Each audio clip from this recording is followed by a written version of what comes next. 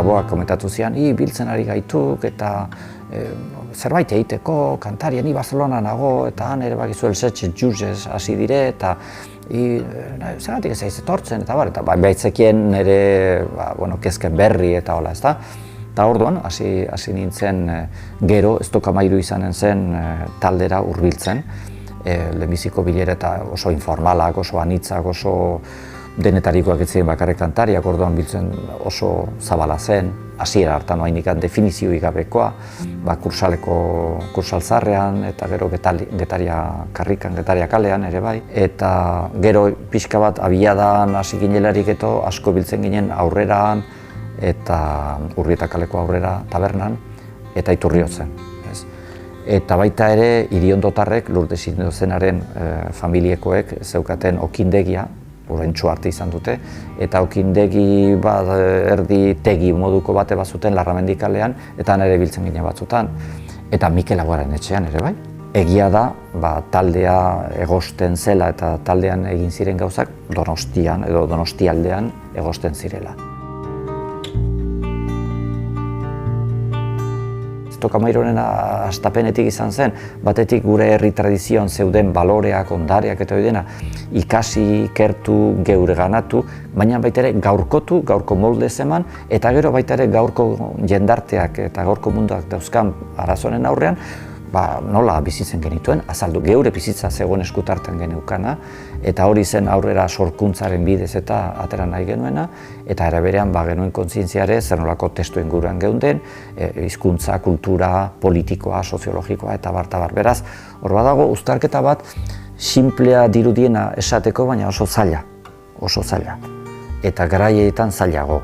Eta gainera, bertakotasuna eta unibersaltasuna ere modu naturalean eta bizitzare oso zaila den, baina garaietan Estokamairuren baitan eta ez bakarrik hortan, inguruan ere oso modu naturalean bizi zen. Estokamairuren eta garai hartako Oteizarekin eta garatutako bidean ikuste dut askotan transmititzen da axalekua zeintzu ziren eta ze gauzakin ziren, baina ez da ongi behar bezala transmititzen muina, edukia, eta da hor garatu zela inoiz ez bezala gure herrian batetik garaikide izateko gaitasun bat, oso garaikide ginen momentu hortan. Kantagintzan zesanik ez, literaturan ere hasten ziren nobelagintza berria bat, Txilardegi, Leturia eta beste novela batzukin, Saizar Vitoria, bere novelakin, beste novela, beste literatura mota bat, Lete bere poesiarekin, poesia espaziala eta experimentala egiten Jose Anton Artze, eta erabat garaikidea, hain garaikidea, hainik ere gure inguru zabalean olakorik etzen egiten. Eta orduan horrek hasteko zeta bat egin zuena izan zen autoestima ikaragarri areagotu, bide berriak zabaldu, eta momentu berian kantatzen genuen Detroitko beltzen revoltaren alde kanta bat, ez kanta beltza, Xabier Letekindako letra Benitok ere kantatzen zuena, edo Vietnamgo gerla eta Goizuetako kanta edo beste atarratzeko jauregian, ez?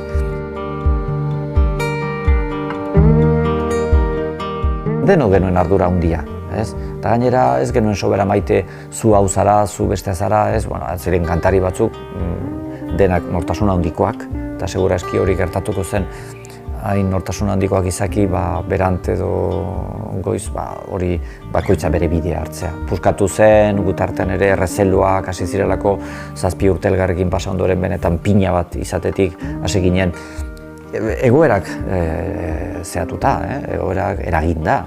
Sistema hartu zen hemen zegoela kriston movida eta hasten ziren ja pixka bat azpilana egiten eta horrek ere afektatu zuen, eragin zuen taldearen barruan. Eta barnean ere hasi ziren gauzak arrakalatzen, konfiantza elkarren arteko errezeloak eta eraman gintuen egoera triste batera, hitz batera eta hori desegin zen, ez. Estokamairu bukatu zenean, 73an, niretako sekulako decepzioa eta gainera ikusten nuen herrian gertatzen ari zen maldan bera eta frustrazioa politikoki, soziologiko, kulturalki denak balio du, keria batean sartu ginen, baita kantagintzan ere, fase bat oso demagogikoa izan zen, gero errekuperatu zen, baina 2-3 urte nahiko txarrak izan ziren, oso itxak. hirurogeiko hamarkadan bizitutakoa izan zen errepika ezina, baina oso bestelakoa. Sekulako mugimentua beti bezala ez zuen asko iraun, soziologikoki ere oso baldintzatuta geundelakoz, baina benetan sozialki horrela bizitzea eta horrela transmititzea ez da hain erresa eta batez ere ez da hain komuna, zoritxarrez, ez da gertatzen. Baina konturatu ziren, hain zuzen, batez ere Stock Amairurekin, musika kantariak eta kantagintza daukana hori delako, pixkoat zabaltzen delako segituan eta orduan fenomeno sozial bat bilakatzen delako.